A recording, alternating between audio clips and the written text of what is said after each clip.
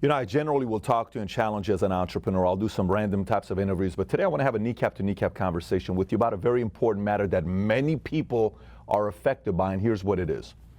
Years ago, I want to say in 2008, I sat down with a very good friend of mine, and he said he was leading on empty at the time. And I said, what do you mean you're leading on empty? He says, Pat, I'm exhausted. I don't have any energy. And he and I were reading the same book, which is called Leading on Empty by Wayne Cordero. Phenomenal book. I highly recommend it. And he got emotional. And we were sitting at the typical breakfast spot that we would go to. And he was telling me what he was dealing with his church and what he was dealing with his family, with his son, with all this stuff that we having conversations with. It was a very, very emotional meeting, right? I said, interesting. You know, when people are leading on empty. And years later, fast forward to today, I'm 41 years old. I've gone through a lot of different stages when I'm leading. There's times that you don't know what's going on. You don't know, there's not a manual for something. Well, if there's ever been a time where many people in many industries today are leading on empty, it's today. Let me explain to you why. Today, people are not just leading on empty because of their finances. There are people that are leading on empty today because of their marriage. They don't know what to do today with their marriage because no one's ever given a manual that said, here's how hard marriage is, add kids, add in-laws, add financial issues. On top of that, add a pandemic. You're around. No one's ever told us these types of things. People are leading empty with finances, leading on empty with marriage, leading on empty with their kids, leading on empty with their parents, leading on empty with somebody in the family that had coronavirus, maybe themselves. Maybe somebody they loved. Maybe they lost somebody. Maybe they're going through not being able to handle everybody calling them with all the fears and they don't know what to tell them. But there's a lot of people today that are leaning on empty. So when you're listening to this saying, well, Pat, I'm kind of going through it right now myself. You know, I don't know what to do. The other day, my wife and I got into the biggest fight ever. You know, I don't know what to do. My dad keeps calling me. He's so scared.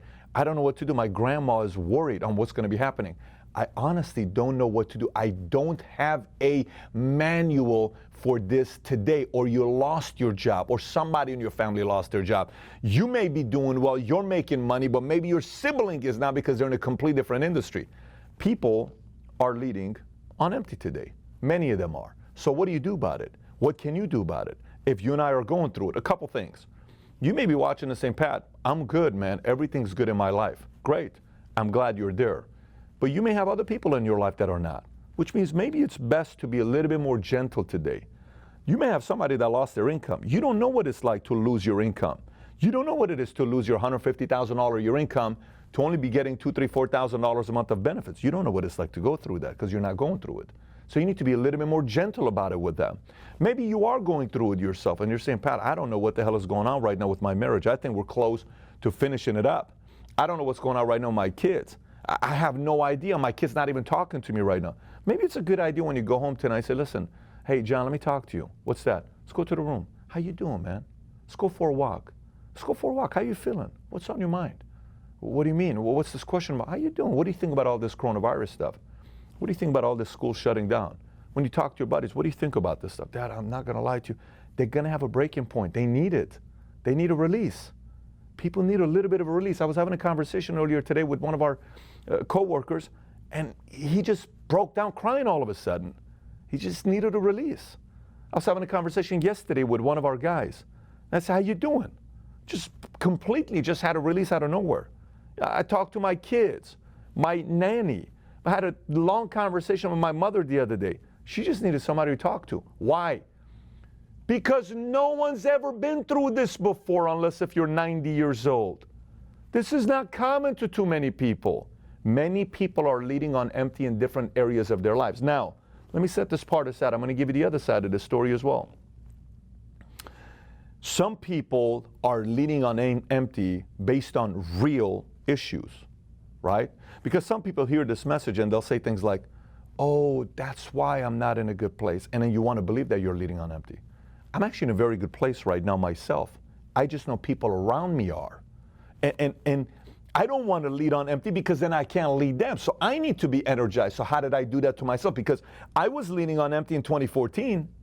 I was leading on empty in 2013. I made videos about it when I talked about my anxiety attacks and panic attacks. I was transparent about it. I was going through it, and I was still working my tail off and going through it. You know what I ended up realizing? Here's a few things I ended up realizing that helped me out. Number one, I cut out anything in my life that wasn't a priority. Anything in my life that wasn't a priority. Anything. Stuff that was consuming my mind that just didn't require my energy, I started cutting it out. You know, it's funny, I was reading a strategy article earlier today, and it said one of the things about high achievers, those strategic thinkers that people like to follow and work with, they're very selective what they give their energy to. It's as if content that we produce over and over and over again, it doesn't matter how many high performing people you think about or you read about, they eventually get to a point where they say, I'm not giving my energy to everything. They become selective. Maybe you got to be selective. Maybe you keep trying to change people that you cannot change. I have a couple people in my life. I've tried so hard to try to change, encourage these guys to have their lives get better, but no matter what happens, it's the world's fault, it's their parents' fault, it's their peers' fault, it's my fault, it's the economy's fault, it's everything is everybody else's fault. So you may be watching and saying, well, Pat, what do you do with people like that? I can't solve everybody's problems. All I said to you is the people that I love closely to me, that maybe are being quiet and not saying anything right now, maybe it's worthy of a call. These are not people that are calling you, bitching at you. These are just people that are not saying anything, which is even scarier because you don't know what they're thinking about. Just call them and say, Mom, how you doing? Dad, how are things? Brother, how you feeling, man? We haven't spoken for a while. Baby, how you doing? No, how you doing? Not like, how you doing? How you doing? Tell me how you feeling. You know, last time my wife and I had a lengthy conversation, hour and a half in the bed. I said, how you doing? What are you thinking? How we doing? How's life? Where you're at? She's like, well, and all of a sudden we had some serious conversations together. Just came out of nowhere. But just a simple question, how you doing? And it was a conversation that needed to be had. Imagine how many of those people in your life that are going through it today. Because you have to understand, sometimes when things are very, very good with you, you think everybody else is doing very good. They're not. Sometimes it's good to just ask people around you that matter to you the most, how are things on your end? Because you never know if they're leading on empty. And if it's you got to take a step back and start prioritizing things that you have in your life that are not that important. If you got your career that you're going, you got a big vision, you want to do something that's never been done before, and you kind of put on that kind of a pressure because this is who you want to be, well, then you wanted this life. If Steve Kerr's going through a lot of pressure in playoffs and he's kind of leading on empty, he chose to be a head coach of the Golden State Warriors. If Elon Musk decided to build SpaceX because he wants to go travel to space and do something that's never been done before and build civilization in Mars and claim these kinds of big things, he brought it onto himself. Sometimes he's going to be by himself and sit there and say, what the hell am I saying these big types of things? And even a guy like that is probably going to have somebody around him saying, how you doing? How you feeling, man? I guarantee even a guy like that has to go to somebody and have that kind of a release and a conversation. So again, if you're going through it or somebody you know is going through it, it's part of life. Okay? The season's gonna go by. I can't say this enough times. It is not gonna be like this forever. Within a year, 2 years, 3 years, 5 years, we're gonna look back at this and we're gonna learn from this and things are going to be better. But sometimes in the interim, when it's happening, you think it's the end of the world. So if everything's good with you, drop a jingle to 5 people today and lift them up, okay? People that haven't reached out to you, people that haven't spoken to you for a while, people that haven't done anything with you, that you know they're not in the best of situations right now because their industry is not doing well. Make that phone call. And if you yourself are maybe not in the best state where you're at yourself, maybe go pick up some right books to read.